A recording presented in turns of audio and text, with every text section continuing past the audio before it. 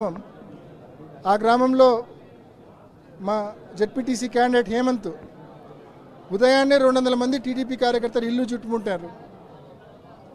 అనేక నియోజకవర్గాల నుంచి వచ్చిన వాళ్ళు ఇంట్లో నుంచి బయటికి రానిలా. ఎర్రిపల్లె అచ్చివిల్లి గ్రామాలకు మంత్రి సవిత, అనంతపురం జిల్లాకు చెందిన మంత్రి సవిత ఎర్రిపల్లె అచ్చివిల్లి గ్రామాలకు ఆమె వెహికల్లో పోతా ఉంది దౌర్జన్యాలు చేయడానికి. అంటే ఈ మాదిరి మంత్రులు ఎమ్మెల్యేలు తిష్టవేసి ఈ మాదిరి బయట నియోజకవర్గాల నుంచి వేలాది మంది టీడీపీ కార్యకర్తలను పులివెందుల మండలానికి తోలి పోలీసులు సంపూర్ణ సహాయ సహకారాలు తీసుకొని ఈ మాదిరి ఎన్నికలు జరిపితే వీటిని ఎన్నికలు అంటారా? దీన్ని ప్రశాంతమైన ఓటింగ్ అంటారా? ఇంత పెద్ద ఎత్తున దొంగోట్లు వేసుకొని ప్రశాంతమైన ఓటింగ్ అంటారా? డిఐజీ స్థాయి అధికారి ఇక్కడ ఉండడం నిజంగా అవసరమా చెప్పండి మీరు? వాస్తవానికి ఒక సిఐ స్థాయి అధికారి చిన్న మండలం ఎలక్షన్ చేసేయచ్చు, కానీ డిఐజీ స్థాయి అధికారి ఎందుకు వచ్చాడు ఇక్కడికి? ఒక అజెండాతో వచ్చినాడు. ఒక డిఐజీ, ఎస్పీ, డిఎస్పీ వీళ్ళందరికీ ఉన్న కామన్ అజెండా ఏంటి?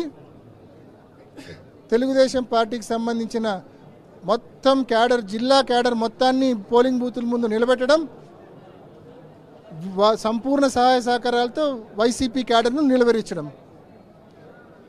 డిఐజీ, ఎస్పీ, డిఎస్పీ మొత్తం పోలీస్ బందోబస్తు చేసిన పని అదే. పోలీసులు కరడుగొట్టిన టీడీపీ కార్యకర్తల కంటే కూడా ఘోరంగా ప్రవర్తించారు. ఇంత ఘోరమైన పరిస్థితుల్లో ఇవాళ ఎన్నికలు జరగడం జరిగింది. దొంగ ఓట్లు రిగ్గింగ్ చేయడం జరిగింది. మరి ఈ సందర్భంగా ఎన్నికల కమిషన్ అడుగుతా ఉన్నాం, ఇప్పటికైనా మొద్దు నిద్ర లేవండి, ఎన్నికలను బర్తరఫ్ చేయండి, రీపోల్ బైపోల్ కండక్ట్ చేయండి. కేంద్ర బలగాలతో మీ పోలీసులతో ఈ రాష్ట్ర పోలీసులతో మళ్ళీ ఎన్నికలు కండక్ట్ చేస్తే అవి సజావుగా జరగవన్న నమ్మకం ప్రతి ఒక్కరిలో ఉంది. కేంద్ర బలగాలతో ఎన్నికలు జరపండి.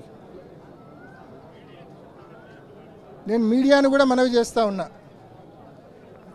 పులివెందుల మండలంలోని గ్రామాలకు వెళ్ళండి. మీరు ఇవ్వాలంటే మీరు వెళ్ళినా కూడా మీ కెమెరాలు, మీ ఫోన్లు కూడా పగలగొట్టినారు. రేపైనా వెళ్ళండి. పులివెందుల మండలంలోని ఈ 6 పంచాయతీలకు 15 బూతుల వద్దకు మీరు వెళ్ళండి. ప్రజలను అడగండి, ఎన్నికలు ఎలా జరిగాయని ప్రజలను అడగండి. మీరు ఓటు వేశారా అని అడగండి. ఓటు వేయకపోతే ఎందుకు ఓటు వేయలేదు, ఏ పరిస్థితుల్లో ఓటు వేయలేదని అడగండి. మీరే ఫీడ్బ్యాక్ రాష్ట్రం మొత్తానికి తెలియజేయమని మీడియాను కూడా నేను కోరుతా ఉన్నా. ఎల్లో మీడియాను కాదులేండి, మిగతా మీడియా. ఎల్లో మీడియాను కోరినా కూడా ఆల్రెడీ వాళ్ళు చూపిస్తూ ఉన్నారంట, 30 ఏళ్ళ తర్వాత స్వాతంత్రం అని, స్వేచ్ఛ అని ఏందేందో చూపిస్తారంట వాళ్ళు. నిజంగా ప్రజాస్వామ్యాన్ని అత్యంత ఘోరంగా కూనీ చేసింది కూటమి ప్రభుత్వం, టీడీపీ ప్రభుత్వం. సో ఇటువంటి పరిస్థితుల్లో జరిగిన ఎన్నికలను ఏమాత్రం ప్రామాణికంగా తీసుకోవాల్సిన అవసరం లేదు. తప్పకుండా వీటిపైన న్యాయ పోరాటం చేస్తాం. రేపటి నుంచే హానరబుల్ హైకోర్టును ఆశ్రయిస్తాం, న్యాయ పోరాటం చేస్తాం. మళ్ళీ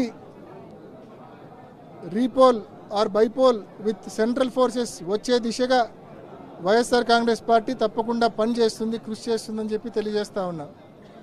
మరీ ముఖ్యంగా ఇవాళ ఉదయం 5:30, 6 నుంచి మా కార్యకర్తలపైన ఎన్నో దాడులు జరిగినాయి. మా ఏజెంట్లపైన, మా పోలింగ్ ఏజెంట్లపైన అనేక దాడులు జరిగినాయి. పులివెందుల మండల ఓటర్లపైన దాడులు జరిగినాయి. వాళ్ళందరికీ తెలియజేస్తూ ఉన్నా, ఎవ్వరూ అధైర్యపడకండి, మీకు తోడుగా తప్పకుండా మేమంతా ఉంటామని గట్టిగా మీ అందరికీ తెలియజేస్తూ ఉన్నా. ఎవ్వరూ అధైర్యపడాల్సిన పని లేదు. ఇటువంటి ఎన్నికలు పిరికి పందులు మాత్రమే ఇటువంటి ఎన్నికలు చేస్తాయి. కన్నంపల్లె గ్రామంలో ఇందాక ఆడోళ్ళు వచ్చి చెప్తా ఉన్నారు, అచ్చివిల్లి, ఎర్రిపల్లి, నలుప్రెడ్డిపల్లి గ్రామస్తులు వచ్చి చెప్తా ఉన్నారు, మన గ్రామంలో టీడీపీ ఉన్నింది, టీడీపీ క్యాడర్ బయటపడి ఉన్నింది కేవలం 10%. కానీ వాళ్ళు ఇన్నేళ్ళుగా ఇన్ని పర్యాయాలుగా ఎప్పుడు ఎన్నికల్లో ఏజెంట్గా కూర్చున్నా మేము కూర్చొని ఇచ్చాం. మేము అనుకుంటే మాకు బయట గ్రామం బయట మండలం కూడా అవసరంలే, మేమే బయటికి ఈడ్చి పారేసే వాళ్ళము. కానీ మేమెప్పుడు తెలుగుదేశం పార్టీ వాళ్ళు ఏజెంట్లుగా కూర్చుంటే మేము కూర్చొని ఇచ్చాము. కారణం మన బలం పైన మనకు నమ్మకం ఉంది కాబట్టి మేము ఏజెంట్లుగా కూర్చోబెట్టాం తెలుగుదేశం పార్టీ వాళ్ళను ఇన్నేళ్లుగా. కానీ ఇవాళ వీళ్ళు తెలుగుదేశం పార్టీ వాళ్ళు వాళ్ళ బలం మీద వాళ్ళ పర్ఫార్మెన్స్ మీద వాళ్ళకి నమ్మకం లేదు కాబట్టి ఈ మాదిరి జిల్లాలోని వాళ్ళ క్యాడర్ మొత్తాన్ని పులివెందుల